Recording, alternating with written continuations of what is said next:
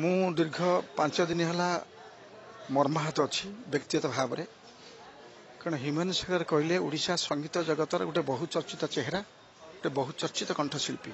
ଦୀର୍ଘ ଦଶନ୍ଧି ଧରି ଓଡ଼ିଶା ସଙ୍ଗୀତ ଜଗତରେ ନିଜର ପାରଦର୍ଶିତା ବଳରେ ନିଜର କଣ୍ଠ ଫଳରେ ସାରା ଓଡ଼ିଶାର ଲୋକଙ୍କୁ ବିଶେଷ କରି ୟଙ୍ଗ ମାସଙ୍କୁ ସେ ଆଚ୍ଛାଦିତ କରି ରଖିଛି, ସ୍ପନ୍ଦିତ କରି ରଖିଛି। ଏବଂ ହଠାତ୍ ତାର ଅସୁସ୍ଥତା ବହୁତ ବାଧିଛି। ମୋତେ ନୁହେଁ, ସମସ୍ତ ସାରା ଓଡ଼ିଶାବାସୀଙ୍କୁ ବାଧିଛି। ତାଙ୍କୁ ଯିଏ ଭଲ ପାଆନ୍ତି, ତାଙ୍କ ଗୀତକୁ ଯିଏ ଆପଣାର କରନ୍ତି, ତାର ପ୍ରଶଂସକମାନଙ୍କୁ ବହୁତ ବାଧିଛି। ମୁଁ ତ ଗତକାଲି ରାତିରେ 12:30 ଯାଏ ଥିଲି।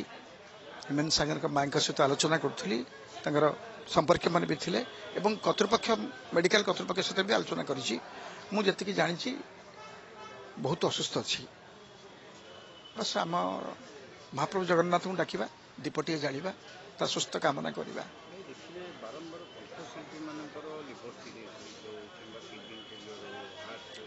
ତାର ଏକମାତ୍ର କାରଣ ହେଉଛି ସଚେତନତାର ଅଭାବ।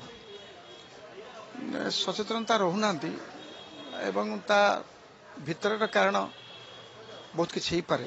ସେ ବିଷୟକୁ ମୁଁ ଯିବି ନାହିଁ ଏବଂ ମୁଁ ଖାଲି ଏତିକି ସମସ୍ତଙ୍କୁ ଆପଣଙ୍କ ମାଧ୍ୟମରେ କହିବାକୁ ଚାହୁଁଛି ଯେ ଜଣେ କଣ୍ଠଶିଳ୍ପୀ, ଜଣେ ସାରସ୍ୱତ ସାଧକ, ବିଶେଷ କରି ଗୀତ ଗାଉଥିବା ଲୋକ, ମ୍ୟୁଜିକରେ ଥିବା ଲୋକମାନେ ଟିକେ ସଚେତନ ରହିବା ଦରକାର। ସବୁ ଦୃଷ୍ଟିକୋଣରୁ ବିଶେଷ କରି ନିଜ ସ୍ୱାସ୍ଥ୍ୟ ପ୍ରତି, ନିଜ କଣ୍ଠ ପ୍ରତି ସଚେତନ ରହିବା ଦରକାର। ଯେମିତି ତାଙ୍କ ଭିତରେ ବି ପିଲା ଅଛନ୍ତି, ବହୁତ ପିଲା, ସତ୍ୟଜିତ ଅଛି, କୁମାର ଆପଣଙ୍କର ସଂଗ୍ରାମ ମହାନ୍ତି ଅଛି, ତାରିକ ଅଜିଜ ଅଛି, ବିଷ୍ଣୁମୋହନ କବି ଅଛି। ଏମାନେ ତ ବହୁତ ସଚେତନ ଅଛନ୍ତି। ଏବେ କେମିତି ହ୍ୟୁମାନ ପାଇଁ ମୁଁ ଭାବି ପାରୁନାହିଁ।